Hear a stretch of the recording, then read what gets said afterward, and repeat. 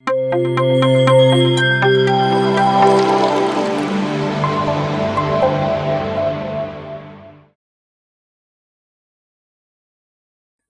ನಮಸ್ಕಾರ.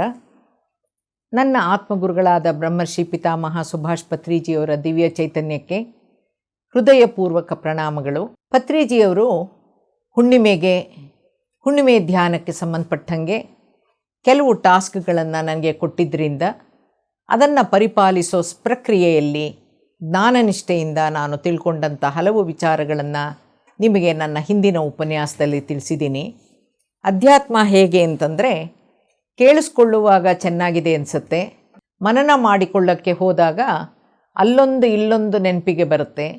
ಯಾರಿಗಾದರೂ ಹೇಳೋಣ ಅಂತ ಪ್ರಯತ್ನ ಪಟ್ಟರೆ ಆ ಆಧ್ಯಾತ್ಮಿಕ ಪದಗಳೇ ಬಾಯಲ್ಲಿ ಹೊರಡಲ್ಲ.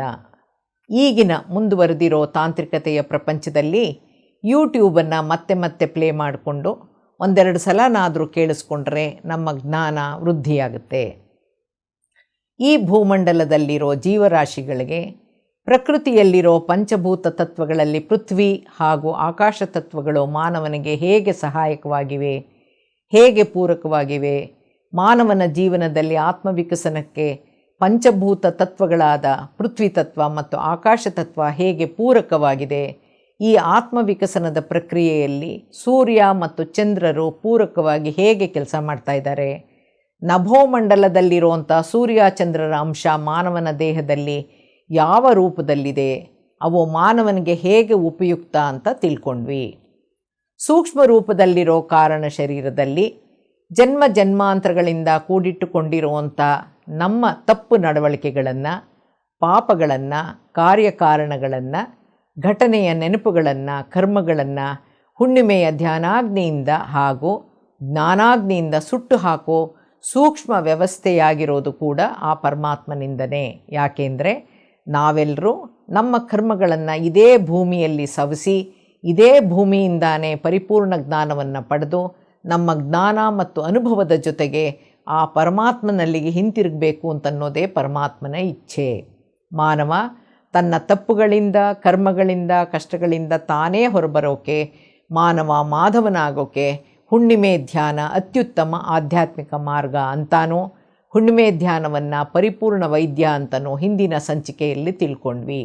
ಇವತ್ತು ಹುಣ್ಣಿಮೆಗೂ ಮಾನವನ ಇಂದ್ರಿಯಗಳಿಗೂ ಗೋಚರವಾಗದ 6ನೇ ಇಂದ್ರಿಯ ಅನ್ನೋ ಮನಸ್ಸಿಗೂ ಇರೋ ಸಂಬಂಧ ಏನು ಅಂತ ತಿಳ್ಕೊಳ್ಳೋಣ.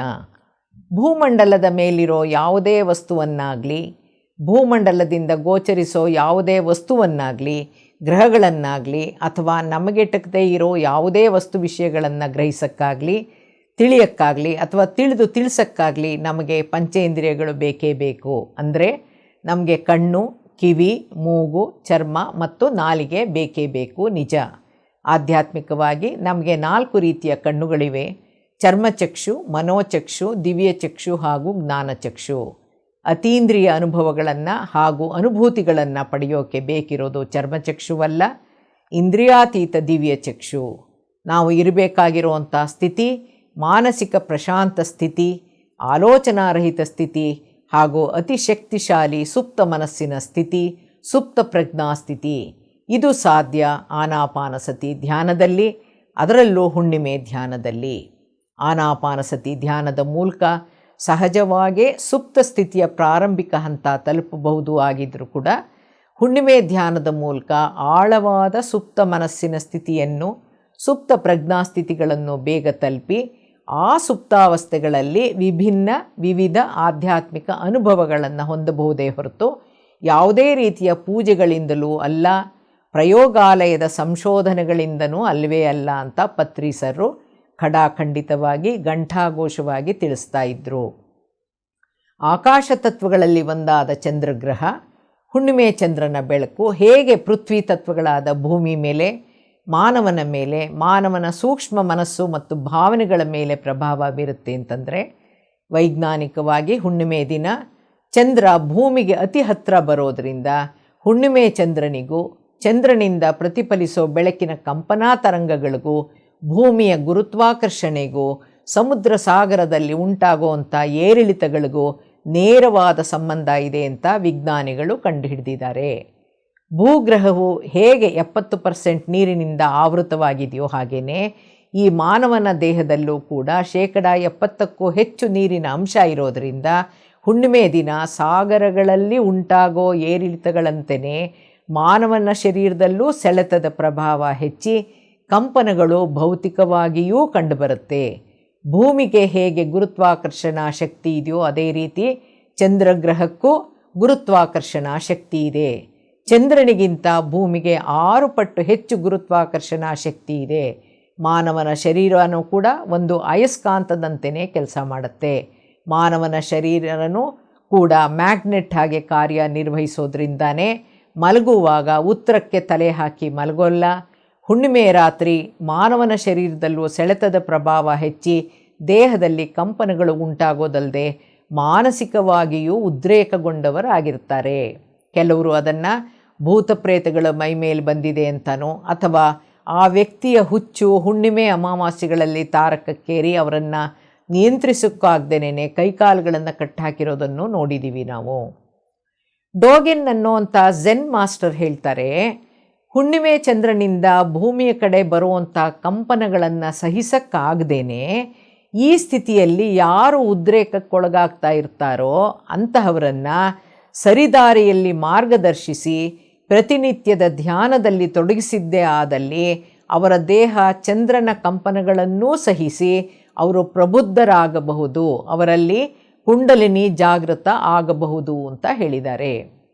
ಹುಣ್ಣಿಮೆ ಮತ್ತು ಅಮಾವಾಸ್ಯೆಯ ದಿನಗಳಲ್ಲಿ ಅಂತಹವರ ದೇಹ ಮತ್ತು ಮನಸ್ಸಿನ ಮೇಲೆ ಹಿಡಿತವನ್ನು ಸಾಧಿಸೋಕ್ಕೆ ಆಗದೇ ಇರುವಂಥ ದುರ್ಬಲ ವ್ಯಕ್ತಿಗಳ ವಿಭಿನ್ನ ವರ್ತನೆಗಳನ್ನು ಮನೋವಿಜ್ಞಾನದಲ್ಲಿ ಮನೋಶಾಸ್ತ್ರಜ್ಞರು ಮಾನಸಿಕ ಅಸ್ವಸ್ಥತೆ ಮೆಂಟಲ್ ಡಿಸಾರ್ಡರ್ ಅಂತ ಹೆಸರಿಟ್ಟು ಅವರುಗಳ ಭಾವೋದ್ರೇಕಗಳನ್ನು ಭಯಾನಕ ನಡವಳಿಕೆಗಳನ್ನು ಕಡಿಮೆ ಮಾಡೋಕ್ಕೋಸ್ಕರ ರಾಸಾಯನಿಕ ಔಷಧಿಗಳನ್ನು ಕೊಟ್ಟು ಸದಾ ನಿದ್ರೆಯ ಮಂಪರ್ನಲ್ಲಿರೋ ಹಾಗೆ ಮಾಡಿರ್ತಾರೆ ಅಂತ ಅವರವರ ಪೋಷಕರಿಂದ ಕೇಳಿದ್ದೀವಿ. ಪತ್ರಿ ಸರ್ ಹತ್ರ ಈ ವಿಚಾರ ಕುರಿತು ಚರ್ಚಿಸಿದಾಗ ಅವ್ರು ಹೇಳಿದರು, ಅಂತಹವರನ್ನು ಪ್ರತಿದಿನ ಪಿರಮಿಡ್ ಕೆಳಗೆ ಆನಾಪಾನಸತಿ ಧ್ಯಾನದಲ್ಲಿ ತೊಡಗಿಸಿ, ಪ್ರತಿ ರಾತ್ರಿ ಪಿರಮಿಡ್ ಕೆಳಗೆ ಮಲಗಿಸಿ, ಪ್ರತಿ ಹುಣ್ಣಿಮೆಯ ಬೆಳಕಿನಲ್ಲಿ ಧ್ಯಾನದಲ್ಲಿ ತೊಡಗಿಸಿದ್ರೆ ಸಹಸ್ರಾರ ಚಕ್ರದ ಮೂಲಕ ಹರಿಯುವಂಥ ಬೆಳಕಿನಿಂದ ಕೂಡಿರೋ ವಿಶ್ವಚೈತನ್ಯದ ಕಂಪನಗಳು ದೇಹದಲ್ಲಿ ಉತ್ಪತ್ತಿಯಾಗೋ ಅಯಸ್ಕಾಂತ ಕಂಪನಗಳ ಜೊತೆ ಸಮ್ಮಿಳಿತಗೊಂಡು ಅವರೊಟ್ಟಿಗೆ ಇತರ ಧ್ಯಾನಿಗಳು ಸೇರಿ ಚೈನ್ ಮೆಡಿಟೇಷನ್ ಮಾಡೋ ಮೂಲಕ ಅವರುಗಳಲ್ಲಿ ಸುಧಾರಣೆ ತರಬಹುದು ಅಂತ ಪತ್ರಿ ಸರ್ ಸೂಚಿಸಿದ್ರು. ಮೈಸೂರಿನಲ್ಲಿ ಹಾಗೂ ಶಿವಮೊಗ್ಗದಲ್ಲಿ ಪತ್ರಿ ಸರ್ ಸಲಹೆಯಂತೆ ನಾವು ಚೈನ್ ಮೆಡಿಟೇಷನ್ ಪ್ರಯೋಗ ಮಾಡಿ ಅಂತಹ ಮಾನಸಿಕ ದುರ್ಬಲತೆಯಿಂದ ಬಳಲ್ತಾ ಇರುವಂಥ ವ್ಯಕ್ತಿಗಳಲ್ಲಿ ಸುಧಾರಣೆ ಹಾಗೂ ಯಶಸ್ವಿ ಫಲ ಪಡೆದಿದ್ದೀವಿ. ಹುಣ್ಣಿಮೆ ಧ್ಯಾನದ ಮೂಲಕ ಹೇಗೆ ಮಾನವ ಮಾಧವನಾಗಬಹುದು ಅಂತ ನೋಡೋಣ. ಮಾನವ ಪ್ರಾಣಿ ಸಂಕುಲದಿಂದಾನೇ ಬಂದಿದ್ರೂ ಎಲ್ಲ ಪ್ರಾಣಿಗಳಿಗಿಂತನೂ ಮಾನವ ಜನ್ಮ ಶ್ರೇಷ್ಠ. ಯಾಕೆಂದರೆ ಪ್ರಮುಖವಾಗಿ ಮಾನವನಲ್ಲಿರೋ ಸುಪ್ತ ಪ್ರಜ್ಞೆ ಹಾಗೂ ಬಳಸಬಹುದಾದಂಥ ಅಖಂಡ ಸುಪ್ತ ಶಕ್ತಿಗಳಿರೋದ್ರಿಂದ, ಅದರಲ್ಲೂ ವಿಶೇಷವಾಗಿ ವಿವೇಕ ಹಾಗೂ ವಾಕ್ಶಕ್ತಿ ಇರೋದರಿಂದ, ಜೊತೆಗೆ ಮಾನವನಲ್ಲಿ ಇಚ್ಛಾಶಕ್ತಿ, ಜ್ಞಾನಶಕ್ತಿ ಮತ್ತು ಕ್ರಿಯಾಶಕ್ತಿಗಳೆಲ್ಲನೂ ಒಟ್ಟಾಗಿ ಹೊಂದಾಣಿಕೆಯಿಂದ ಕಾರ್ಯನಿರ್ವಹಿಸೋದ್ರಿಂದ ಮಾನವನ ಜನ್ಮ ಅತಿ ಶ್ರೇಷ್ಠವಾಗಿದ್ದು ಮಾನವ ಮಾತ್ರ ಮಾಧವನಾಗಕ್ಕೆ ಸಾಧ್ಯ. ಅದಕ್ಕೆ ಪೂರಕ ಹುಣ್ಣಿಮೆ ಧ್ಯಾನ. ಸಾಮಾನ್ಯ ವಿಜ್ಞಾನದ ಪ್ರಕಾರ, ವೈದ್ಯಕೀಯ ವಿಜ್ಞಾನದ ಪ್ರಕಾರ ಮಾನವನೂ ಸೇರಿದಂತೆ ಎಲ್ಲ ಜೀವಿಗಳ ಪ್ರಜ್ಞೆಯ ಸ್ಥಿತಿಗಳು ಎರಡೇ. ಒಂದು ಕಾನ್ಷಿಯಸ್ ಮತ್ತು ಇನ್ನೊಂದು ಅನ್ಕಾನ್ಷಿಯಸ್, ಅಂದರೆ ಎಚ್ಚರ ಇರೋ ಸ್ಥಿತಿ ಹಾಗೂ ಎಚ್ಚರವಿಲ್ಲದೆ ಇರೋವಂಥ ಪ್ರಜ್ಞಾಹೀನ ಸ್ಥಿತಿ ಅಂತ. ಆದರೆ ಆಧ್ಯಾತ್ಮಿಕವಾಗಿ ಮಾನವನ ಪ್ರಜ್ಞೆಯ ಸ್ತರಗಳು 4: ಕಾನ್ಷಿಯಸ್, ಸಬ್ಕಾನ್ಷಿಯಸ್, ಸೂಪರ್ ಕಾನ್ಷಿಯಸ್ ಹಾಗೂ ಸುಪ್ರಾಕಾನ್ಷಿಯಸ್ ಅಂತ. ಅಂದರೆ ಮೊದಲನೆಯ ಸ್ಥಿತಿ ಎಚ್ಚರ ಅಥವಾ ಜಾಗೃತ ಸ್ಥಿತಿ, ಎರಡನೇದು ಸುಪ್ತ ಸ್ಥಿತಿಯೇ ಹೊರತು ಪ್ರಜ್ಞಾಹೀನ ಸ್ಥಿತಿ ಅಲ್ಲ. ಆ ಎರಡನೆಯ ಸುಪ್ತ ಸ್ಥಿತಿಯಲ್ಲಿ ಮತ್ತೆ 3 ಆಧ್ಯಾತ್ಮಿಕ ಪ್ರಜ್ಞೆಯ ಸ್ತರಗಳೇ ಸ್ವಪ್ನ, ಸುಷುಪ್ತಿ ಮತ್ತು ತುರಿಯ ಸ್ಥಿತಿಗಳು. ಇದನ್ನು ಕನಸಿನ ಸ್ಥಿತಿ, ಕನಸಿಲ್ಲದ ಆಳವಾದ ನಿದ್ರಾಸ್ಥಿತಿ ಹಾಗೂ ಪೂರ್ಣ ಅರಿವಿನ ಸ್ಥಿತಿಯನ್ನು ತಲುಪುತ್ತೆ ಅಂತ ಮಾಂಡೂಕ್ಯ ಉಪನಿಷತ್ತಿನಲ್ಲಿ ವಿವರಿಸಿದ್ದಾರೆ. ಸುದೀರ್ಘ ಧ್ಯಾನದಲ್ಲಿ, ಹುಣ್ಣಿಮೆಯ ಧ್ಯಾನದಲ್ಲಿ ಮಾನವ ಈ ಬದಲಾಗೋ ಪ್ರಜ್ಞೆಯ ಸ್ತರಗಳನ್ನು ತಲುಪಬಹುದಾಗಿದ್ದು ಆ ಸುಪ್ತ ಪ್ರಜ್ಞಾಸ್ಥಿತಿಗಳಲ್ಲಿ ತಕ್ಕ ಆಧ್ಯಾತ್ಮಿಕ ಜ್ಞಾನಾನುಭವಗಳು ಲಭ್ಯವಾಗಿ ಅವನು ಮಾಧವನಾಗ್ತಾನೆ, ಆತ್ಮವಿಜ್ಞಾನಿ ಆಗ್ತಾನೆ ಅಂತ ತಿಳಿಸ್ತಾ ಪತ್ರಿ ಸರ್ ಅವರು ನನಗೊಂದು ಪ್ರಶ್ನೆ ಹಾಕಿದರು. What is the difference between awake state and aware state and conscious state and subconscious state ಅಂತ. ನಾನು ಅರ್ಥೈಸಿದ್ದಷ್ಟನ್ನು ನಾನು ಉತ್ತರಿಸಿದೆ. ಆಗ ಅವರು, ನಿನಗೆ ನಾನು ಕೊಡ್ತಾ ಇರೋ ಮುಂದಿನ ಟಾಸ್ಕ್ ಏನು ಅಂದರೆ, ಮಾನವನಲ್ಲಿರಬೇಕಾದ ಹಾಗೂ ಇರಬಾರದ ಅರಿವು ಪ್ರಜ್ಞೆಗಳ ಕುರಿತು ಮಾಹಿತಿ ಸಂಗ್ರಹಿಸಿ ಒಂದು ಲೇಖನವನ್ನು ತಯಾರು ಮಾಡು ಅಂತ ಹೇಳಿದರು. ಮುಂದಿನ ತಿಂಗಳು ಬಂದಾಗ ನೋಡ್ತೀನಿ ಅಂತಂದರು. ಅವರು ನನ್ನ ಲೇಖನ ನೋಡಿ ಹೆಚ್ಚಿನ ಮಾಹಿತಿಯನ್ನು ಅದಕ್ಕೆ ಸೇರಿಸಿ ನನ್ನ ಪ್ರಯತ್ನಕ್ಕೆ ಮೆಚ್ಚುಗೆ ವ್ಯಕ್ತಪಡಿಸಿದ್ದ ಈ ಅರಿವು ಮತ್ತು ಪ್ರಜ್ಞೆ ಅನ್ನೋ ಒಂದು ವಿಷಯ ಕುರಿತು ಈಗಾಗಲೇ ಉಪನ್ಯಾಸವನ್ನು ಕೊಟ್ಟಿದ್ದೀನಿ. ಯೂಟ್ಯೂಬ್ನಲ್ಲೂ ಲಭ್ಯ ಇದೆ, ನೋಡಬಹುದು, ಕೇಳಿಸ್ಕೊಳ್ಬೋದು. ಈಗ ನೋಡೋಣ ಆ ಬದಲಾಗೋ ಪ್ರಜ್ಞೆಯ ಸ್ತರಗಳನ್ನು.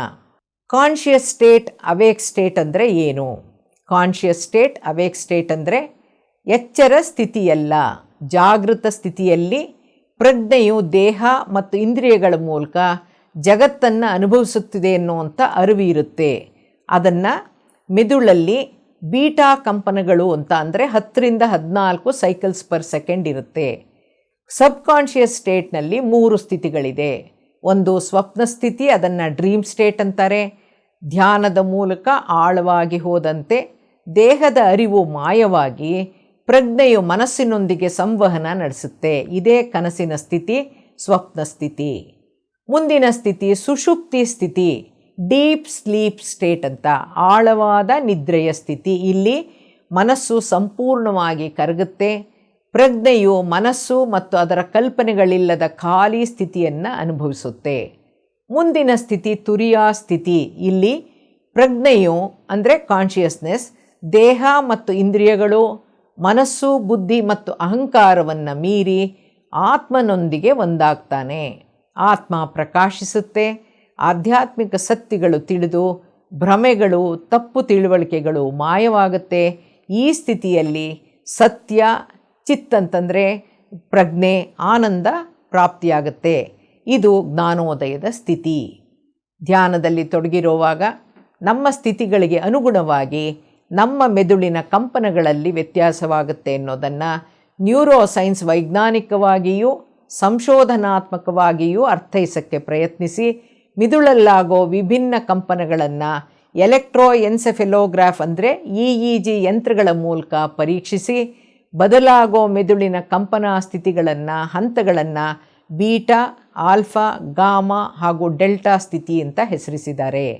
ಧ್ಯಾನದಿಂದ, ಅದರಲ್ಲೂ ಹುಣ್ಣಿಮೆ ಧ್ಯಾನದಲ್ಲಿ ತೊಡಗಿದಾಗ ವಿವಿಧ ಊರ್ಧ್ವ ಉನ್ನತ ಪ್ರಜ್ಞಾಸ್ತರಗಳಲ್ಲಿ, ಅದರಲ್ಲೂ ಆಲ್ಫಾ ಸ್ಥಿತಿಯಲ್ಲಿ ತಕ್ಕ ಜ್ಞಾನ ಮತ್ತು ಅನುಭವಕ್ಕೆ ಹಾಗೂ ಅನುಭೂತಿಗೆ ಶೀಘ್ರವಾಗಿ ಪಾತ್ರರಾಗೋ ಮೂಲಕ ಆಧ್ಯಾತ್ಮಿಕ ಬೆಳವಣಿಗೆಯನ್ನು ಸಾಧಿಸಬಹುದು, ಆತ್ಮವಿಕಸನ ಹೊಂದಬಹುದು.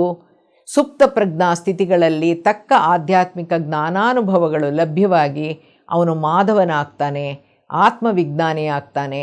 ಅದಕ್ಕೆ ಹೇಳೋದು ಧ್ಯಾನದಿಂದ ಜ್ಞಾನ, ಜ್ಞಾನದಿಂದ ಮುಕ್ತಿ ಅಂತ. ಹುಣ್ಣಿಮೆಯ ದಿನ ಅಧ್ಯಾತ್ಮ ಸಾಧಕರಿಗೆ ಯಾಕೆ ವಿಶೇಷ?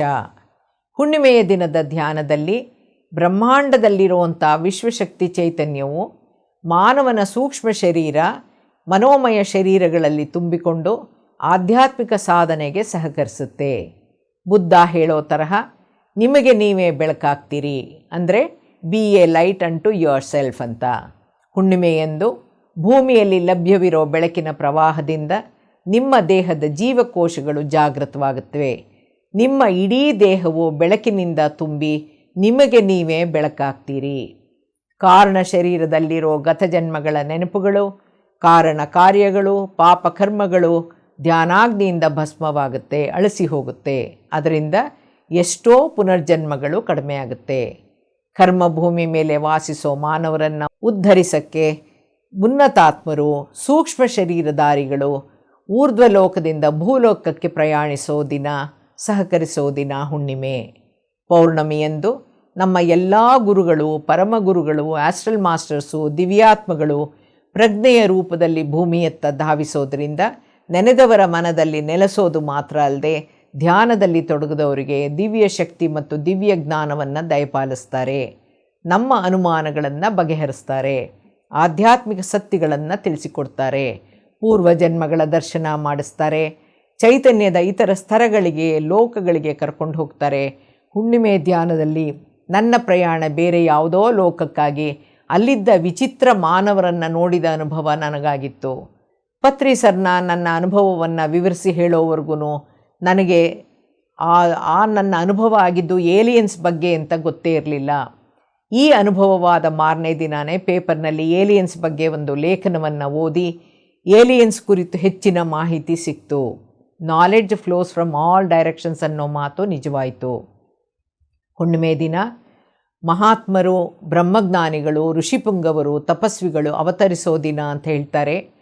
ಹುಣ್ಣಿಮೆ ದಿನ ಜನಿಸಿರೋರಿಗೆ ವಿಶೇಷವಾಗಿ ಸಾಧನೆ ಸಾಧಿಸುವಂಥ ಶಕ್ತಿ ಸಾಮರ್ಥ್ಯಗಳಿದ್ದು, ಆ ಆತ್ಮಗಳಿಗೆ ಹುಣ್ಣಿಮೆಯ ಬೆಳಕಿನ ಪ್ರಾಬಲ್ಯವಿದ್ದು, ಪ್ರಕೃತಿಯ ಸಹಕಾರವಿದ್ದು, ಜೊತೆಗೆ ಅವಕಾಶಗಳೂ ಕೂಡ ಲಭ್ಯವಾಗುತ್ತಂತೆ.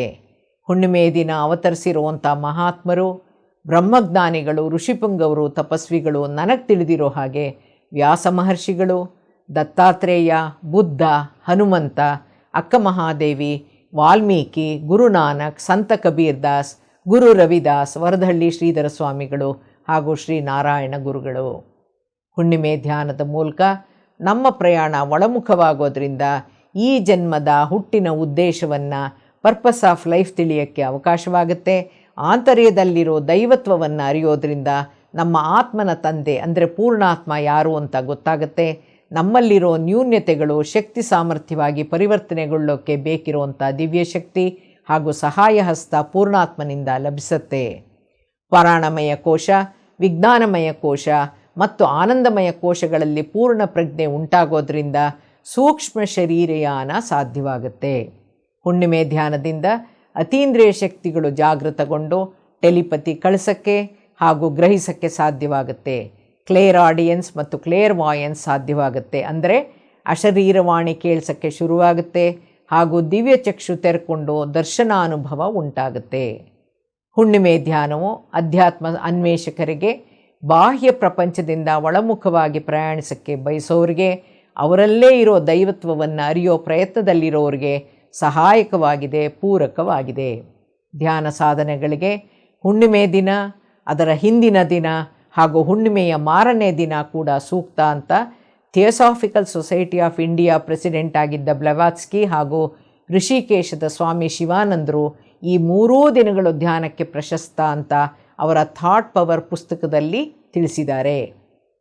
ಪ್ರಾಪಂಚಿಕವಾಗಿ, ವೈಜ್ಞಾನಿಕವಾಗಿ ಹುಣ್ಣಿಮೆ ಧ್ಯಾನ ಮಾನವನಿಗೆ ಹೇಗೆ ಲಾಭಕರ ಅಂತ ನೋಡೋಣ. ವೈಜ್ಞಾನಿಕವಾಗಿ ಹುಣ್ಣಿಮೆ ಚಂದ್ರನಿಗೂ, ಚಂದ್ರನಿಂದ ಹೊರಹೊಮ್ಮೋ ಬೆಳಕಿನ ಕಂಪನಾ ತರಂಗಗಳಿಗೂ ಮಾನವನಲ್ಲಿರೋ ಸೂಕ್ಷ್ಮ ರಚನೆಗೂ ನೇರವಾದ ಸಂಬಂಧ ಇರೋದರಿಂದ, ಸೂಕ್ಷ್ಮದಲ್ಲೇ ಮಾನವನಿಗೆ ಶಕ್ತಿ ಸಂಚಯ ಆಗೋದ್ರಿಂದ ಪಂಚಕೋಶಗಳು ಶುದ್ಧೀಕರಣಗೊಂಡು ಪಂಚಪ್ರಾಣಗಳ ಹಾಗೂ ಪಂಚ ಉಪಪ್ರಾಣಗಳ ಸಂಚಯ ಸುಗಮಗೊಂಡು ದೇಹದಲ್ಲಿರೋ ಅಂಗಾಂಗಗಳ ಕಾರ್ಯವೈಖರಿ ಉತ್ತಮಗೊಂಡು ದೇಹದಲ್ಲಿನ ರಕ್ತ ಸಂಚಾರ ಸುಗಮಗೊಂಡು ಭೌತಿಕ ದೇಹ ಶಕ್ತಿಯುತವಾಗುತ್ತೆ, ಸದೃಢವಾಗುತ್ತೆ. ನಿಮ್ಮ ಹೃದಯಾಂತರಾಳದ ಆಸೆಗಳನ್ನು ಈಡೇರಿಸ್ಕೊಳ್ಳಬೇಕು ಅಂತಿರೋರು, ನಿಮ್ಮ ಜೀವನವನ್ನು ನಿಮ್ಮ ಇಚ್ಛೆಯನುಸಾರ ರೂಪಿಸ್ಕೊಳ್ಬೇಕು ಅನ್ನೋರು ಸಂಕಲ್ಪಿಸಿ ಹುಣ್ಣಿಮೆಯೆಂದು ಸುದೀರ್ಘ ಧ್ಯಾನದಲ್ಲಿ ತೊಡಗಿ ಮುಂದಿನ 41 ದಿನ ಅಂದರೆ 1 ಮಂಡಲ ಧ್ಯಾನದಲ್ಲಿ ತೊಡಗಿ ಮುಂದುವರೆದರೆ ಆ ಸಂಕಲ್ಪಗಳು ಈಡೇರುತ್ತೆ ಅನ್ನೋದು ಹಲವರ ಮತ್ತು ನಮ್ಮ ಅನುಭವ. ಹುಣ್ಣಿಮೆ ಹತ್ತಿರ ಬರ್ತಾ ಇದ್ದಾಗೆ ನಮ್ಮಲ್ಲಿರೋ ನಕಾರಾತ್ಮಕತೆ, ಹಾನಿಕಾರಕ ಭಾವೋದ್ವೇಗಗಳು ಹಾಗೂ ಚಟ ದುರಭ್ಯಾಸಗಳ ಕಡೆ ಗಮನ ಹೆಚ್ಚಾಗೋದು ಉಂಟು, ಉದ್ರೇಕಗೊಳ್ಳೋದು ಉಂಟು. ಆದರೆ ತಾಳ್ಮೆಯಿಂದ ಅವುಗಳ ಕಡೆಗೆ ಮಾರು ಹೋಗದೆ ದೃಢ ಸಂಕಲ್ಪ ಮಾಡೋ ಮೂಲಕ ಆ 3 ದಿನಗಳಲ್ಲಿ ಯಾರೊಂದಿಗೂ ಭಾವೋದ್ವೇಗದಿಂದ ಪ್ರತಿಕ್ರಿಯಿಸದೇನೆ ತಾಳ್ಮೆ ಸಹನೆಯಿಂದಿದ್ದು ಮೌನ ಮತ್ತು ಧ್ಯಾನದಲ್ಲಿ ತೊಡಗೋ ಮೂಲಕ ದುರಭ್ಯಾಸಗಳನ್ನು ತ್ಯಜಿಸೋಕೆ, ಭಾವೋದ್ವೇಗಗಳನ್ನು ನಿಯಂತ್ರಣದಲ್ಲಿಟ್ಕೊಳ್ಳೋಕೆ ಹುಣ್ಣಿಮೆಯ ಧ್ಯಾನ ಸಹಕಾರಿಯಾಗುತ್ತೆ. ಹುಣ್ಣಿಮೆಯ ಬೆಳಕಿನಲ್ಲಿ ಧ್ಯಾನ ಮಾಡ್ತಾ ಮಾಡ್ತಾ ನಮ್ಮೊಳಗಿರೋ ಅಜ್ಞಾನ ಮತ್ತು ಅಂಧಕಾರ ಮಾಯವಾಗಿ ಜ್ಞಾನೋದಯದತ್ತ ಪಯಣ ಹಂತ ಹಂತವಾಗಿ ಸಾಗೋದರಲ್ಲಿ ಆತ್ಮವಿಕಸನಗೊಳ್ಳೋದರಲ್ಲಿ ಅನುಮಾನವೇ ಇಲ್ಲ. ಎಲ್ಲಕ್ಕಿಂತ ಹೆಚ್ಚಾಗಿ ನಮ್ಮ ನಕಾರಾತ್ಮಕತೆ ನಾಶವಾಗಿ ಉತ್ತಮ ಮಾನವರಾಗ್ತೀವಿ. ಅನಾವಶ್ಯಕ ಮಾತು, ನಡೆ, ನೋಟ ಕಡಿಮೆ ಆಗುತ್ತೆ. ಪ್ರಕೃತಿಯ ಮಡಿಲಿನಲ್ಲಿ ಸುದೀರ್ಘ ಅಖಂಡ ಹುಣ್ಣಿಮೆಯ ಧ್ಯಾನ ಮಾಡಿ ಚಂದ್ರತ್ರಾಟಕ ಮಾಡಿದರೆ ಇಚ್ಛಾಶಕ್ತಿ ಲಭಿಸೋದಲ್ಲದೆ ಅತೀಂದ್ರಿಯ ಶಕ್ತಿ ವೃದ್ಧಿಸಿ ಗಿಡ ಮರಗಳ ಜೀವಿಗಳ ಕಾಂತಿ ವಲಯ ಅಂದರೆ ಆರವನ್ನು, ಪ್ರಾಣಮಯ ಕೋಶವನ್ನು ಬಹುಬೇಗ ತಿಳಿಯೋಕ್ಕೆ ಸಾಧ್ಯವಾಗುತ್ತೆ. ಹುಣ್ಣಿಮೆ ದಿನ ಯಾಕೆ ವಿಶೇಷ, ಹೇಗೆ ವಿಶೇಷ ಅಂತನೋ, ಹುಣ್ಣಿಮೆ ಧ್ಯಾನ ಮಾನವನಿಗೆ ಹೇಗೆ ಉಪಕಾರಿ ಅಂತನೋ ತಿಳ್ಕೊಂಡ್ಮೇಲೆ ನನಗೊಂದೆರಡು ಪ್ರಶ್ನೆಗಳು ಮೂಡ್ತು, ಕುತೂಹಲ ಉಂಟಾಯಿತು. ಅಮಾವಾಸ್ಯೆಯ ದಿನ, ಗ್ರಹಣದ ದಿನ ಧ್ಯಾನ ಮಾಡಬಾರ್ದಾ? ಧ್ಯಾನ ಮಾಡಿದ್ರೆ ಏನಾದ್ರು ತೊಂದರೆ ಆಗುತ್ತಾ ಅಂತ ಪತ್ರಿ ಸರ್ ಹತ್ರ ಕೇಳಿದೆ. ಈ ನನ್ನ ಪ್ರಶ್ನೆಗಳಿಗೆ ಪತ್ರಿ ಸರ್ ಕೊಟ್ಟ ಉತ್ತರ ಏನು ಅಂದರೆ, ದಿನ ಯಾವುದೇ ಇರಲಿ, ಅಮಾವಾಸ್ಯೆನೇ ಇರಲಿ, ಗ್ರಹಣನೇ ಆಗಿರಲಿ, ಪ್ರಕೃತಿಯ ಮಡಿಲಲ್ಲಿ ಮಹಾತ್ಮರ ಸಮಾಧಿಗಳಲ್ಲಿ ಧ್ಯಾನದಲ್ಲಿ ತೊಡಗಿದ್ರೆ, ಪಿರಮಿಡ್ ಒಳಗೆ ಧ್ಯಾನ ಮಾಡಿದರೆ ವಿಶೇಷ ಫಲಗಳು ಸಿಗುತ್ತೆ. ಶಕ್ತಿ ಚೈತನ್ಯದ ಪ್ರವಹಿಸುವಿಕೆಯ ಅನುಭವ ಆಗುತ್ತೆ. ಮಾರ್ಗದರ್ಶನ ಖಂಡಿತ ಸಿಕ್ಕುತ್ತೆ. ಇಲ್ಲಿ ಧ್ಯಾನ ಮಾಡೋದಷ್ಟೇ ಮುಖ್ಯ ಅಂತ ಅಂದರು. ಹುಣ್ಣಿಮೆ ಧ್ಯಾನ ಕಾಲದಲ್ಲಿ ಲಭ್ಯವಾಗುವಂಥ ವಿಶ್ವಶಕ್ತಿ ಮಾನವನ ಪ್ರಭಾವಳಿಯನ್ನು, ಕಾಂತಿ ವಲಯವನ್ನು ಮತ್ತಷ್ಟು ಸುಭದ್ರಗೊಳಿಸಿದ್ರೆ, ಅಮಾವಾಸ್ಯೆಯ ದಿನ ಧ್ಯಾನ ಮಾಡೋದ್ರಿಂದ ಯಾವುದೇ ದುಷ್ಟಶಕ್ತಿಗಳಿಂದಾಗಲಿ, ವಿನಾಶಕಾರಿ ಪ್ರಯೋಗಗಳಿಂದಾಗಲಿ ಅಥವಾ ನಕಾರಾತ್ಮಕ ತರಂಗಗಳಿಂದ ಪ್ರಭಾವಿತರಾಗದೇ ಇರುವಂತಹ ಕ್ರಿಮಿಕೀಟಗಳಿಂದ ಕಾಯಿಲೆ ಬೀಳದಿರುವಂತಹ ಸಾಮರ್ಥ್ಯವನ್ನು ಪಡಿತೀವಿ. ಧ್ಯಾನದಲ್ಲಿ ಶಕ್ತಿಯುತಗೊಂಡಿರೋ ಸದೃಢವಾಗಿರೋ ನಮ್ಮ ಕಾಂತಿ ವಲಯದ ಸುಭದ್ರ ಕೋಟೆ ನಮ್ಮನ್ನು ದುಷ್ಟಶಕ್ತಿಗಳಿಂದ, ವಾಮಾಚಾರ ಪ್ರಯೋಗಗಳಿಂದ ರಕ್ಷಿಸುತ್ತೆ ಅಂತ ಪತ್ರಿ ಸರ್ ನನಗೆ ತಿಳಿ ಹೇಳಿದರು.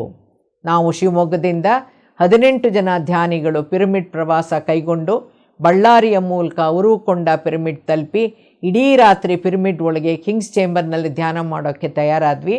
ಆ ದಿನ ಪತ್ರಿ ಸರ್ ನನಗೊಂದು ಟಾಸ್ಕ್ ಕೊಟ್ಟಿದ್ದರು. 1 ವರ್ಷಕ್ಕೆ ಒಬ್ಬರು ಆಸ್ಟ್ರಲ್ ಮಾಸ್ಟರ್ ಇರ್ತಾರೆ. ಈಗ ಯಾರು ನಿನ್ನ ಮಾಸ್ಟರ್ ಅಂತ ತಿಳ್ಕೊಂಡು ಅವ್ರ ಜೊತೆ ಮಾತಾಡಿ ನನಗೆ ತಿಳಿಸ್ಬೇಕು ಅಂತ ಹೇಳಿದರು. ಇಡೀ ರಾತ್ರಿ ಪಿರಮಿಡ್ ಒಳಗೆ ಕಿಂಗ್ಸ್ ಚೇಂಬರ್ನಲ್ಲಿ ಧ್ಯಾನದಲ್ಲಿ ತೊಡಗಿದ್ವಿ. ಧ್ಯಾನ ತುಂಬ ಚೆನ್ನಾಗಿ ಕೂಡಿತ್ತು. ನನ್ನ ಜನ್ಮ ಸಾರ್ಥಕ ಆಯಿತು ಅನಿಸೋಷ್ಟು ಅನುಭವಗಳಾದವು. ನನ್ನ ಪೂರ್ಣಾತ್ಮ ಯಾರು ಅಂತ ತಿಳಿಯಿತು. ನನ್ನ ಹುಟ್ಟಿನ ಉದ್ದೇಶ ತಿಳಿಯಿತು. ಚಿತ್ರೀಕರಣ ರೂಪದಲ್ಲಿ ನನ್ನ ಇಮಿಡಿಯೇಟ್ ಪೂರ್ವಜನ್ಮನೂ ತಿಳಿಯಿತು. ನನ್ನ ಪೂರ್ವಜನ್ಮದ ಹೆಸರು, ವೃತ್ತಿ ಇತ್ಯಾದಿ ಅಶರೀರವಾಣಿಯಿಂದ ತಿಳಿಯಿತು. ಧ್ಯಾನದಲ್ಲಿ ನನ್ನ ಮಾಸ್ಟರ್ ರಜನೀಶ್ ಓಶೋ ಅಂತ ಗೊತ್ತಾಗಿ ಅವರ ಜೊತೆ ಸಂಭಾಷಣೆಯಲ್ಲಿ ತೊಡಗಿ ನನ್ನ ಅನುಮಾನಕ್ಕೆ ಪರಿಹಾರ ಸಿಕ್ಕಿ ಮಹದಾನಂದವಾಯಿತು. ಮಾರನೇ ದಿನ ಬೆಳಗ್ಗೆ ಪತ್ರಿ ಸರಿಂದ ಗೊತ್ತಾಯಿತು ಹಿಂದಿನ ದಿನ ಅಮಾವಾಸ್ಯೆ ಆಗಿತ್ತು ಅಂತ. ಧ್ಯಾನದಲ್ಲಿ ಎಷ್ಟು ಶಕ್ತಿ ಇದೆ ಅನ್ನೋದು ಹಾಗೂ ಪಿರಮಿಡ್ನಲ್ಲಿ ಧ್ಯಾನ ಮಾಡೋದು ಎಷ್ಟು ಪ್ರಭಾವಶಾಲಿ ಅಂತ ನಮಗೆಲ್ಲ ಅರ್ಥವಾಯಿತು. ಧ್ಯಾನಾನುಭವಕ್ಕೆ, ಜ್ಞಾನಾನುಭವಕ್ಕೆ ಅಮಾವಾಸ್ಯೆ ನಮಗೆ ಅಡ್ಡವಾಗಲಿಲ್ಲ ಅನ್ನೋದು ನಮಗೆ ಮನವರಿಕೆ ಆಯಿತು. ಗ್ರಹಣದ ದಿನ ಧ್ಯಾನ ಮಾಡಬೇಕಾ ಮಾಡಬಾರ್ದಾ ಅಂತ ಮತ್ತೊಂದು ಪ್ರಶ್ನೆ ನನ್ನನ್ನು ಕಾಡ್ತಾ ಇತ್ತು. ಈ ಪ್ರಶ್ನೆಗೆ ಬೆಂಗಳೂರಿನ ಚಿಕ್ಕಗುಬ್ಬಿಯಲ್ಲಿರುವಂತಹ ಮಾನಸ ಲೈಟ್ ಏಜ್ ಫೌಂಡೇಶನ್ ಸಂಸ್ಥೆಯ ಸಂಸ್ಥಾಪಕರಾದ ಗುರೂಜಿ ಕೃಷ್ಣಾನಂದರವರ ಗುರುಗಳಾಗಿದ್ದ ಮಹರ್ಷಿ ಅಮರ ಅವರ ಆಧ್ಯಾತ್ಮಿಕ ಸಂದೇಶಗಳಿಂದ ಉತ್ತರ ಸಿಕ್ತು. ಮಹರ್ಷಿ ಅಮರ ಅವರು ಪ್ರತಿದಿನ ಇತರ ಲೋಕಗಳಿಗೆ ಸೂಕ್ಷ್ಮ ಶರೀರಯಾನ ಮಾಡ್ತಾ ಅಪಾರ ಆಧ್ಯಾತ್ಮಿಕ ಜ್ಞಾನವನ್ನು, ಅದರಲ್ಲೂ ವಿಶೇಷವಾಗಿ ಧ್ಯಾನ ವಿಜ್ಞಾನವನ್ನು ಸಂಗ್ರಹಿಸಿದವರು. ಗ್ರಹಣದ ಅವಧಿಯಲ್ಲಿ ಧ್ಯಾನ ಮಾಡಿದರೆ 6 ತಿಂಗಳ ಕಾಲ ಧ್ಯಾನ ಮಾಡಿದಷ್ಟು ಒಳ್ಳೆಯದು ಅಂತ ಮಹರ್ಷಿ ಅಮರ ಅವರು ತಿಳಿಸಿದ್ದಾರೆ. ಇವರು 1982ರಲ್ಲಿ ಮಹಾಸಮಾಧಿಯಾದವರು. ಈ ಮಹರ್ಷಿ ಅಮರ ಅವರು ಈಗ ನಮ್ಮ ಧ್ಯಾನ ಕುಟುಂಬದರಲ್ಲಿ ಮರುಜನ್ಮ ತಗೊಂಡು PSS ಜೊತೆನೇ ಇದ್ದಾರೆ. ವರ್ಷದಲ್ಲಿ ಘಟಿಸೋ ಎಲ್ಲ 12 ಹುಣ್ಣಿಮೆಗಳು ಕೂಡ ಧ್ಯಾನಕ್ಕೆ ಶ್ರೇಷ್ಠನೇ ಆದರೂ ವರ್ಷದಲ್ಲಿ ಯಾವ್ಯಾವ ಪೌರ್ಣಿಮೆಗಳು ಅತ್ಯಂತ ಪ್ರಶಸ್ತ. ಪ್ರತಿ ತಿಂಗಳ ಹುಣ್ಣಿಮೆಯೆಂದು ಹಬ್ಬದ ಹೆಸರಿನಲ್ಲಿ ಆಚರಣೆ ಇವತ್ತಿಗೂ ನಡೆದು ಬಂದಿದೆ. ವರ್ಷವಿಡೀ 12 ಹುಣ್ಣಿಮೆಗಳನ್ನು ಯಾವ್ಯಾವ ಹೆಸರಿನಲ್ಲಿ ಆಚರಿಸ್ತಾರೆ ಅಂದರೆ ಬನದ ಹುಣ್ಣಿಮೆ, ಭರತ ಹುಣ್ಣಿಮೆ, ಕಾಮನ ಹುಣ್ಣಿಮೆ, ಚಿತ್ರಾ ಪೌರ್ಣಮಿ, ಆಗಿ ಹುಣ್ಣಿಮೆ, ಕಾರ ಹುಣ್ಣಿಮೆ, ನೂಲ ಹುಣ್ಣಿಮೆ, ಅನಂತನ ಹುಣ್ಣಿಮೆ, ಶೀಗಿ ಹುಣ್ಣಿಮೆ, ಗೌರಿ ಹುಣ್ಣಿಮೆ ಅನ್ನೋ ಹೆಸರಿನಲ್ಲಿ ಆಚರಣೆ ಇದೆ. 2 ಪೌರ್ಣಿಮೆಗಳು ಅತ್ಯಂತ ಪ್ರಶಸ್ತ. ಅವ ಯಾವುವು ಅಂದರೆ ವೈಶಾಖ ಮಾಸದ ಪೌರ್ಣಿಮಾ ಬುದ್ಧ ಜಯಂತಿ ಮೇ ತಿಂಗಳಲ್ಲಿ ಬರುತ್ತೆ, ಅದನ್ನು ಬುದ್ಧ ಪೌರ್ಣಿಮಾ ಅಂತ ಆಚರಿಸ್ತಾರೆ. ಆಷಾಢ ಮಾಸದ ಪೂರ್ಣಿಮಾ ಜುಲೈನಲ್ಲಿ ಬರುತ್ತೆ, ಅದನ್ನು ವ್ಯಾಸ ಪೂರ್ಣಿಮಾ ಅಂತನೂ ಗುರು ಪೂರ್ಣಿಮಾ ಅಂತನೂ ಆಚರಿಸ್ತಾರೆ. ಬುದ್ಧ ಜ್ಞಾನೋದಯ ಪಡೆಯೋಕ್ಕೆ ಕಾರಣವಾದ ಧ್ಯಾನ ವಿಧಾನವನ್ನೇ ನಮ್ಮ ಪಿರಮಿಡ್ ಆಧ್ಯಾತ್ಮಿಕ ಸಂಸ್ಥೆ ಅಳವಡಿಸ್ಕೊಂಡಿರೋದ್ರಿಂದ ಹಾಗೂ ನಾವು ಹಲವಾರು ಗುರುಗಳಿಂದ ಆಧ್ಯಾತ್ಮಿಕ ಮಾರ್ಗದರ್ಶನ ಮತ್ತು ಜ್ಞಾನವನ್ನು ಪಡೆದಿರೋದ್ರಿಂದ ನಾವು ಬುದ್ಧ ಪೌರ್ಣಮಿ ಮತ್ತು ಗುರು ಪೂರ್ಣಿಮೆಯನ್ನು ಮಾತ್ರ ಆಚರಣೆಯಲ್ಲಿ ಇಟ್ಕೊಂಡಿದ್ದೀವಾದರೂ ವರ್ಷದ ಎಲ್ಲ 12 ಹುಣ್ಣಿಮೆ ಎಂದು ನಾವುಗಳ ಧ್ಯಾನಕ್ಕೆ ಪ್ರಾಮುಖ್ಯತೆ ಕೊಡೋದು. ಈ 2 ಹುಣ್ಣಿಮೆಗಳು ಯಾಕೆ ವಿಶೇಷ, ಯಾಕೆ ಪ್ರಶಸ್ತ ಅಂತಂದರೆ, ಮೊದಲನೇದು ಬುದ್ಧ ಪೌರ್ಣಮಿ. ಈ ವೈಶಾಖ ಶುದ್ಧ ಪೌರ್ಣಿಮೆಯ ವೈಶಿಷ್ಟ್ಯ ಏನೆಂದರೆ, ಸಿದ್ಧಾರ್ಥನ ಜೀವನದಲ್ಲಿ 3 ಮುಖ್ಯ ಘಟನೆಗಳು ನಡೆದಿರೋದು ಭಾರತದಲ್ಲೇ. ಅದು ವೈಶಾಖ ಶುದ್ಧ ಪೌರ್ಣಮಿಯ ದಿನದಂದೇ. ಅವು ಯಾವುವು ಅಂತಂದರೆ, ಅವನ ಹುಟ್ಟು, ಅವನ 36ನೇ ವಯಸ್ಸಿನಲ್ಲಿ ಹೊಂದಿದ ಜ್ಞಾನೋದಯ ಮತ್ತು ಅವನ 80ನೇ ವಯಸ್ಸಿನಲ್ಲಿ ಗೋರಖಪುರ ತಾಲೂಕಿನಲ್ಲಿರೋ ಕುಶಿನಾರಕ್ಕೆ ಬಂದಾಗ ಅಲ್ಲಿ ವೈಶಾಖ ಶುದ್ಧ ಪೌರ್ಣಿಮೆಯ ರಾತ್ರಿ ಮಹಾಪರಿನಿರ್ವಾಣ ಹೊಂದಿದ. ಅದಕ್ಕೆ ಈ ಪೌರ್ಣಮಿ ವಿಶಿಷ್ಟ. ಮತ್ತೊಂದು ಆಶ್ಚರ್ಯಕರ ವಿಚಾರ ಅಂದರೆ, ಸಿದ್ಧಾರ್ಥನ ಪತ್ನಿ ಯಶೋಧರ, ಸಾರಥಿ ಚೆನ್ನ, ಕುದುರೆ ಕಂತಕ ಇವರೆಲ್ಲರೂ ಕೂಡ ಜನಿಸಿರೋದು ವೈಶಾಖ ಶುದ್ಧ ಪೌರ್ಣಮಿ ಎಂದೇ ಅಂತಾನೋ ಧಮ್ಮಪದದಲ್ಲಿ ಉಲ್ಲೇಖ ಇದೆ. ಇವರೆಲ್ಲರ ಸಹಕಾರನೂ ಸಿಕ್ಕಿತ್ತು ಬುದ್ಧನಿಗೆ. ಇದನ್ನೇ ಕಾಸ್ಮಿಕ್ ಕ್ಯಾಲ್ಕುಲೇಷನ್ಸ್ ಅನ್ನೋದು. ಧಮ್ಮಪದ ಬುದ್ಧನ ಮಾರ್ಗ ಅನ್ನೋ ಪುಸ್ತಕದ ಸಂಪುಟ 11ರ 7ನೇ ಅಧ್ಯಾಯದಲ್ಲಿ ಏನಿದೆ ಅಂತಂದರೆ, ಬುದ್ಧ ಹುಟ್ಟಿದ್ದು ವೈಶಾಖ ಮಾಸದ ಹುಣ್ಣಿಮೆಯ ರಾತ್ರಿಯಲ್ಲಿ, ಜ್ಞಾನೋದಯ ಪಡೆದಿದ್ದು ಅದೇ ವೈಶಾಖ ಮಾಸದ ಹುಣ್ಣಿಮೆಯ ರಾತ್ರಿಯಲ್ಲಿ, ಮಹಾಪರಿನಿರ್ವಾಣ ಪಡೆದಿದ್ದೂ ಕೂಡ ಅದೇ ವೈಶಾಖ ಮಾಸದ ಹುಣ್ಣಿಮೆಯ ರಾತ್ರಿಯಲ್ಲಿ, ಅವನು ಗೃಹತ್ಯಾಗ ಮಾಡಿ ಸತ್ಯವನ್ನು ಹುಡ್ಕೋಕೆ ಹೊರಟಿದ್ದು ಆಷಾಢ ಮಾಸದ ಹುಣ್ಣಿಮೆಯ ಬೆಳಗಿನ ಜಾವದಲ್ಲಿ. ಅಂದಮೇಲೆ ಹುಣ್ಣಿಮೆಯಲ್ಲಿ ಬುದ್ಧನ ಶಕ್ತಿಗೆ ಸಿಂಕ್ರನೈಸ್ ಆಗುವಂತಹ ಏನೋ ಒಂದು ಶಕ್ತಿ ಇತ್ತು ಅಂತಾನೋ, ಹುಣ್ಣಿಮೆಯ ರಾತ್ರಿ ಧ್ಯಾನ ತಪಸ್ಸುಗಳಿಗೆ ಪೂರಕವಾಗಿತ್ತೇನೋ ಅಂತ ಅನಿಸುತ್ತೆ ಅಂತ ಬುದ್ಧ ಜ್ಞಾನೋದಯ ಪಡೆದ ಮೇಲೆ ಇತರರ ಚಿಂತನೆಗಳು ನಡೆದಿವೆ. ಆದರೆ ನಾವು ಈ ಎಲ್ಲವನ್ನೂ ತಿಳಿದು ಹುಣ್ಣಿಮೆ ಧ್ಯಾನದಲ್ಲಿ ತೊಡಗದಿದ್ದರೆ ನಮ್ಮ ಮಾನವ ಜನ್ಮ ವೇಸ್ಟ್, ನಾವು ಪ್ರಾಣಿಗಳಿಗೆ ಸಮಾನವಾಗ್ತೀವಿ. ಇನ್ನು 2ನೇ ಪ್ರಶಸ್ತ ಹುಣ್ಣಿಮೆ ಗುರು ಪೌರ್ಣಿಮೆ ಅಥವಾ ವ್ಯಾಸ ಪೌರ್ಣಿಮೆ. ಆಷಾಢ ಮಾಸದ ಪೌರ್ಣಿಮೆ ಎಂದು ವೇದವ್ಯಾಸರ ಜಯಂತಿ, ಅಂದರೆ ವೇದವ್ಯಾಸರು ಹುಟ್ಟಿದ ದಿನ. ಮಾನವ ಕುಲಕ್ಕೆ ಜ್ಞಾನಧಾರಿಯಾಗಿಯೇ ಅವತರಿಸಿದ ವೇದವ್ಯಾಸರನ್ನು ಸ್ಮರಿಸಿ ನಮನ ಸಲ್ಲಿಸೋ ದಿನ. ಸಂಕೀರ್ಣವಾಗಿದ್ದ ವೇದರಾಶಿಯನ್ನು ತನ್ನ ತಪೋಶಕ್ತಿಯಿಂದ ಚತುರ್ವೇದಗಳಾಗಿ ವಿಭಾಗ ಮಾಡಿದ ಪ್ರಾಜ್ಞವಂತ, ಜ್ಞಾನಧಾರೆಯನ್ನು ಪ್ರಚುರಪಡಿಸಿದ ಧೀರ, 18 ಪುರಾಣಗಳನ್ನು ಮಹಾಭಾರತವನ್ನು ರಚಿಸಿದ ತಪೋಮೂರ್ತಿ, ಮಾನವ ಕುಲಕ್ಕೆ ಬ್ರಹ್ಮಸೂತ್ರಗಳನ್ನು, ನೈತಿಕ ಆಧ್ಯಾತ್ಮಿಕ ಹಾಗೂ ಜೀವನ ಮೌಲ್ಯಗಳನ್ನು ಸಾರಿದ ಪರಮಗುರು ವ್ಯಾಸ ಮಹರ್ಷಿಗಳು. ವೇದವ್ಯಾಸರ ಗ್ರಂಥಗಳಿಗೆ ಭಾಷ್ಯವನ್ನು ನೀಡಿದ ಶ್ರೀ ಶಂಕರಾಚಾರ್ಯರನ್ನು, ಅಂಧಕಾರವನ್ನು ಕಳಿಸಿ ಜ್ಞಾನದ ಬೆಳಕನ್ನು ನೀಡಿದಂತಹ ಎಲ್ಲ ಆಧ್ಯಾತ್ಮಿಕ ಗುರುಗಳಿಗೆ ಅಭಿನಂದನೆ ಸಲ್ಲಿಸೋ ದಿನಾನೇ ಗುರು ಪೌರ್ಣಿಮೆ. ಇದೇ ಪೌರ್ಣಿಮೆಯಂದೇ ಸಿದ್ಧಾರ್ಥ ಅರಮನೆಯನ್ನು ತೊರೆದು ಗೃಹತ್ಯಾಗ ಮಾಡಿ ಸತ್ಯಾನ್ವೇಷಣೆಗೆ ಹೊರಟ ದಿನ. ಕಲಿಸಿದಾತಂ ವರ್ಣ ಮಾತ್ರಂ ಗುರು ಅನ್ನೋ ಉಕ್ತಿ ಇದೆ. ಅಂದರೆ ಒಂದಕ್ಷರವನ್ನು ಕಲಿಸಿಕೊಟ್ಟವನು ಗುರುವೇ ಅಂತ. ಶಿಸ್ತುಬದ್ಧ ಲೌಕಿಕ ಶಿಕ್ಷಣ, ಜ್ಞಾನಾರ್ಜನೆ, ಮಾರ್ಗದರ್ಶನ ಶೈಕ್ಷಣಿಕ ಗುರುಗಳ ಮೂಲಕ ಸಾಧ್ಯವಾದರೂ ಮುಕ್ತಿ ಮೋಕ್ಷ ಸದ್ಗುರುವಿನ ಮೂಲಕ, ತ್ರಿಕಾಲಜ್ಞಾನಿ ಗುರುವಿನ ಮೂಲಕ ಹಾಗೂ ಆತ್ಮಗುರುವಿನ ಮೂಲಕ ಮಾತ್ರ ಸಾಧ್ಯ. ಬುದ್ಧನಿಗೆ ಅವನ ಅಂತರಾತ್ಮವೇ ಗುರುವಾಗಿತ್ತು. ಅದಕ್ಕೆ ಪತ್ರಿಸರವರು ನಿಮ್ಮ ಉಸಿರೇ ನಿಮ್ಮ ಗುರು, ನಿಮ್ಮ ಗುರಿಯೇ ನಿಮ್ಮ ಗುರು ಅಂತ ಹೇಳ್ತಾ ಗುರು ಶಿಷ್ಯ ಸಂಪ್ರದಾಯವನ್ನು ಪ್ರೋತ್ಸಾಹಿಸಲಿಲ್ಲ.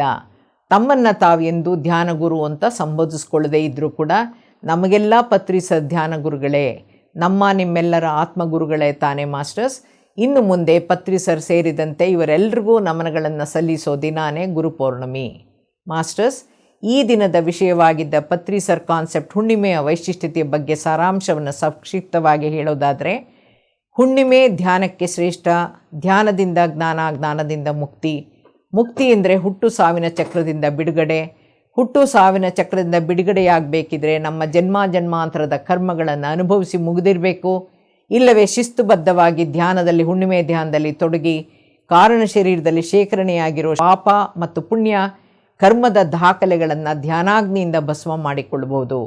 ಆಕಾಶ ತತ್ವ ಹಾಗೂ ಪೃಥ್ವಿ ತತ್ವವನ್ನು ಎಚ್ಚರ ಸ್ಥಿತಿಯಲ್ಲಿ ಒಟ್ಟಾಗಿಸಿ, ಅಂದರೆ ಚಂದ್ರನ ಬೆಳಕಿನ ಕಂಪನಾ ತರಂಗಗಳ ಶಕ್ತಿಯಿಂದ ಭೌತಿಕ ದೇಹ, ಮನಸ್ಸು ಮತ್ತು ಬುದ್ಧಿಯನ್ನು ಧ್ಯಾನದ ಮೂಲಕ ಆಧ್ಯಾತ್ಮದ ಕಡೆಗೆ ತಿರುಗಿಸಿ ಜ್ಞಾನ ಪಡೆಯೋಕೆ, ಮನಸ್ಸನ್ನು ಪ್ರಶಾಂತ ಸ್ಥಿತಿಯಲ್ಲಿ ಇರಿಸ್ಕೊಳ್ಳೋಕೆ, ಮನೋಶಕ್ತಿಯನ್ನು ವೃದ್ಧಿಸಿಕೊಳ್ಳೋಕೆ, ಆಂತರಿಕ ಅತೀಂದ್ರಿಯ ಸುಪ್ತ ಶಕ್ತಿಗಳ ಅನುಭವ ಪಡೆಯೋಕೆ ಅನುವು ಮಾಡಿಕೊಡೋದೇ ಹುಣ್ಣಿಮೆ ಧ್ಯಾನ. All diseases are either because of blockage of energy or leakage of energy ಅಂತಾರೆ.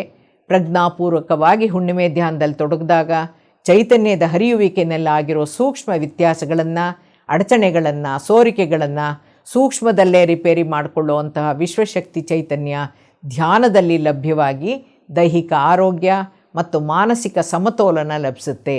ದೇಹದಲ್ಲಿ ಸೂಕ್ಷ್ಮದಲ್ಲಿ ನಡೆಯುವ ಸೂಕ್ಷ್ಮ ಪ್ರಕ್ರಿಯೆಗಳಿಗೆ ಪ್ರಕೃತಿಯಲ್ಲಿರೋ ಸೂಕ್ಷ್ಮ ವಿಶ್ವಶಕ್ತಿಗಳೇ ಮೂಲ, ಅದೇ ದಿವ್ಯ ಔಷಧ. ಹುಣ್ಣಿಮೆ ಧ್ಯಾನದಲ್ಲಿ ಬರುವಂತಹ ವಿಶ್ವಶಕ್ತಿ ಚೈತನ್ಯವು ಧ್ಯಾನಿಯ 72,000 ನಾಡಿಗಳನ್ನು, ಪಂಚಕೋಶಗಳನ್ನು ಶುದ್ಧೀಕರಿಸುತ್ತೆ, ಷಟ್ಚಕ್ರಗಳನ್ನು ಶುದ್ಧೀಕರಿಸಿ ಶಕ್ತೀಕರಿಸಿ ಚಾಲನೆ ನೀಡುತ್ತೆ, ಆರೋಗ್ಯ ಸಿದ್ಧಿಸುತ್ತೆ, ಆಧ್ಯಾತ್ಮಿಕ ಜ್ಞಾನ ವೃದ್ಧಿಸುತ್ತೆ. ಪತ್ರಿ ಸರ್ ಅವರ ಘೋಷವಾಕ್ಯ start meditation and stop medication ಅಂತ. Meditation is our complete doctor ಧ್ಯಾನ ಅನ್ನೋದು ಪರಿಪೂರ್ಣ ವೈದ್ಯ ಅಂದಿದ್ದಾರೆ ಪತ್ರಿ ಸರ್ ಅವರು. ಚಂದ್ರನಿಗೂ ಮನಸ್ಸಿಗೂ ಮನಸ್ಥಿತಿಗೂ ನೇರವಾದ ಸಂಬಂಧವಿದ್ದು ಹುಣ್ಣಿಮೆ ಧ್ಯಾನದಲ್ಲಿ ಮನಸ್ಸಿನಿಂದ ಉತ್ಪತ್ತಿಯಾಗುವಂಥ ಅರಿಷಡ್ವರ್ಗಗಳನ್ನು ಅಂದರೆ ಕಾಮ, ಕ್ರೋಧ, ಮೋಹ, ಲೋಭ, ಮದ ಮತ್ತು ಮತ್ಸರಗಳನ್ನು ನಿಯಂತ್ರಿಸೋ ಶಕ್ತಿ ಲಭ್ಯವಾಗುತ್ತೆ. ಎಲ್ಲ ರೀತಿಯ ಮಾನಸಿಕ ಅಸ್ವಸ್ಥತೆಗಳಿಂದ ಬಳಲ್ತಾ ಇರೋರ್ಗಂತೂ ಹುಣ್ಣಿಮೆ ಧ್ಯಾನ ಸಿದ್ಧೌಷಧ ಹಾಗೂ ಶಾಶ್ವತ ಪರಿಹಾರ. ಮನಸ್ಸಿಗೂ ಹುಣ್ಣಿಮೆಯ ದಿನದಂದು ವ್ಯತ್ಯಾಸವಾಗೋ ಮಾನವನ ನಡವಳಿಕೆಗೂ ಹುಚ್ಚಿಗೂ ಚಂದ್ರನಿಗೂ ಸಂಬಂಧ ಇದೆ ಎನ್ನುವುದು ಇತ್ತೀಚೆಗೆ ಮನೋವಿಜ್ಞಾನಿಗಳ ಗಮನಕ್ಕೂ ಬಂದು ಅಂತಹ ವ್ಯಕ್ತಿಗಳನ್ನು ಲುನಾಟಿಕ್ ಅಂತನೂ ಮೈಂಡ್ ಸ್ಟ್ರಕ್ ಅಂತನೂ ಕರೀತಾ ಇದ್ದಾರೆ. ಅಂತಹ ಲುನಾಟಿಕ್ ಮೈಂಡ್ ಸ್ಟ್ರಕ್ ವ್ಯಕ್ತಿಗಳನ್ನು ಸರಿದಾರಿಯಲ್ಲಿ ಆಧ್ಯಾತ್ಮಿಕವಾಗಿ ಕರ್ಕೊಂಡು ಹೋದರೆ, ಹುಣ್ಣಿಮೆ ಧ್ಯಾನದಲ್ಲಿ ತೊಡಗಿಸಿದರೆ ಅವನು ಬುದ್ಧನಂತೆ ಪ್ರಬುದ್ಧನೂ ಆಗಬಹುದು ಅಂತ ಡೋಗೆನ್ ಅನ್ನೋ ಝೆನ್ ಮಾಸ್ಟರ್ ತಿಳಿಸಿದ್ದಾರೆ. ಹುಣ್ಣಿಮೆ ಎಂದು ಮಾಡುವಂಥ ಅಖಂಡ ಧ್ಯಾನ ಇನ್ನೂ ಹೆಚ್ಚು ಪ್ರಭಾವಶಾಲಿಯಾಗಿ ಪರಿಣಮಿಸಿ ಸುಪ್ತ ಮನಸ್ಸು ಜಾಗೃತವಾಗೋದ್ರಿಂದ ವಿವಿಧ ಊರ್ಧ್ವ ಉನ್ನತ ಪ್ರಜ್ಞಾಸ್ಥಿತಿಗಳನ್ನು ತಲುಪಬಹುದಾಗಿದೆ. ದಿವ್ಯ ಚಕ್ಷು ತೆರೆಕೊಳ್ಳುತ್ತೆ, ನಮ್ಮ ಎಷ್ಟೋ ಪ್ರಶ್ನೆಗಳಿಗೆ ಉತ್ತರ ಸಿಗುತ್ತೆ, ಅತೀಂದ್ರಿಯ ದೇಹಾತೀತ ಅನುಭವಗಳು ಸಾಧ್ಯವಾಗುತ್ತೆ, ಆಧ್ಯಾತ್ಮಿಕ ಬೆಳವಣಿಗೆ ಸಾಧ್ಯ, ಆತ್ಮವಿಕಸನ ಸಾಧ್ಯ. ಮುಕ್ತಿ ಸಾಧಿಸೋಕ್ಕೆ ಹುಣ್ಣಿಮೆ ಧ್ಯಾನ ಪ್ರೇರಕ ಹಾಗೂ ಪೂರಕ. ಆಧ್ಯಾತ್ಮಿಕ ಸತ್ಯಗಳು ಗೋಚರವಾಗಿ ಅರ್ಥಗರ್ಭಿತ ಜೀವನವನ್ನು ಸಾಗಿಸೋಕ್ಕೆ ಸಾಧ್ಯವಾಗುತ್ತೆ. ಹುಣ್ಣಿಮೆ ಧ್ಯಾನದ ಬಗ್ಗೆ ಇಷ್ಟೆಲ್ಲ ವಿಚಾರಗಳನ್ನು ತಿಳ್ಕೊಂಡ್ಮೇಲೆ ಹುಣ್ಣಿಮೆ ದಿನ ನಮ್ಮನ್ನು ನಾವು ಯಾವ್ಯಾವ ರೀತಿಯಲ್ಲಿ ತೊಡಗಿಸ್ಕೊಳ್ಬೋದು ಅಂತಲೂ ತಿಳ್ಕೋಬೇಕು. ಧ್ಯಾನ ಸಾಧನೆಯಲ್ಲಿ ತೊಡಗೋರಿಗೆ ಪ್ರತಿ ಹುಣ್ಣಿಮೆಯೂ ಕೂಡ ಒಂದು ವಿಶೇಷ ದಿನಾನೇ. ತೊಡಗಿದವ್ರಿಗೆ ವಿಶೇಷ ಫಲ ಖಂಡಿತ. ಧ್ಯಾನ ಅಂದರೆ ಆನಾಪಾನಸತಿ ಧ್ಯಾನ ಮಾಡಬೇಕು. ಸ್ಥಿರ ಸುಖಾಸನದಲ್ಲಿ ಕೂತ್ಕೊಂಡು ಬೆನ್ನನ್ನು ನೇರವಾಗಿಟ್ಕೊಂಡು ದೇಹದಲ್ಲಿ ನಡೆಯೋ ಸಹಜವಾದ ಉಸಿರಾಟವನ್ನು ಗಮನಿಸ್ತಾ ಆಲೋಚನಾರಹಿತ ಸ್ಥಿತಿಯನ್ನು ತಲುಪೋದು ಮುಂದಿನ ಬೆಳವಣಿಗೆ ಪರಿವರ್ತನೆ ತಂತಾನೇ ಆಗುತ್ತೆ. ಹುಣ್ಣಿಮೆ ದಿನ ಕಂಠಪೂರ್ತಿ ಭೂರಿ ಭೋಜನ ಮಾಡೋದಲ್ಲ, ಲಘು ಉಪಹಾರ ಸೇವಿಸಿ ಸಂಜೆಗೆ ದ್ರವಾಹಾರವನ್ನು ಮಾತ್ರ ಸೇವಿಸಿ ಇಡೀ ರಾತ್ರಿ ಧ್ಯಾನದಲ್ಲಿ ತೊಡಗೋದು ಸೂಕ್ತ. ಹೊಟ್ಟೆಯಲ್ಲಿ ಘನಾಹಾರ ಇಲ್ಲದೇ ಇದ್ದಾಗ, ನಿದ್ರೆಗೆ ಜಾರದೇನೆ ಅರಿವಿನಿಂದ ಧ್ಯಾನದಲ್ಲಿ ತೊಡಗಿದಾಗ ಭೌತಿಕ ಶರೀರನೂ ಸಹಕರಿಸೋದ್ರಿಂದ ಫಲಿತಾಂಶ ಅತ್ಯುತ್ತಮವಾಗಿದ್ದು ಪರಿಣಾಮಕಾರಿಯಾಗಿರುತ್ತೆ. ಹುಣ್ಣಿಮೆ ಧ್ಯಾನದಲ್ಲಿ ಅತಿ ಹೆಚ್ಚಿನ ಪ್ರಕಾಶಮಯ ದಿವ್ಯಶಕ್ತಿ ವಿಶ್ವಶಕ್ತಿಯ ಪ್ರವಹಿಸುವಿಕೆಯನ್ನು ಅನುಭವ ರೂಪದಲ್ಲೂ ಪಡೆಯಬಹುದಾಗಿದೆ. ಇಷ್ಟೊತ್ತು ಹುಣ್ಣಿಮೆಯ ಮಹತ್ವದ ಬಗ್ಗೆ ಥಿಯರಿ ತಿಳ್ಕೊಂಡ್ವಿ.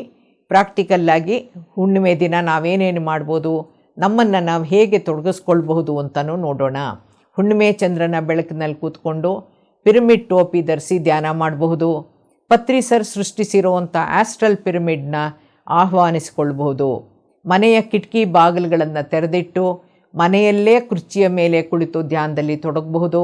ಮನೆಯ ತಾರಸಿಯ ಮೇಲೆ ಜಮಖಾನದ ಮೇಲೆ ಮಲಕ್ಕೊಂಡು ಅಥವಾ ಈಸಿ ಚೇರ್ ಮೇಲೆ ಕೂತ್ಕೊಂಡು ಚಂದ್ರ ತ್ರಾಟಕ ಮಾಡಬಹುದು.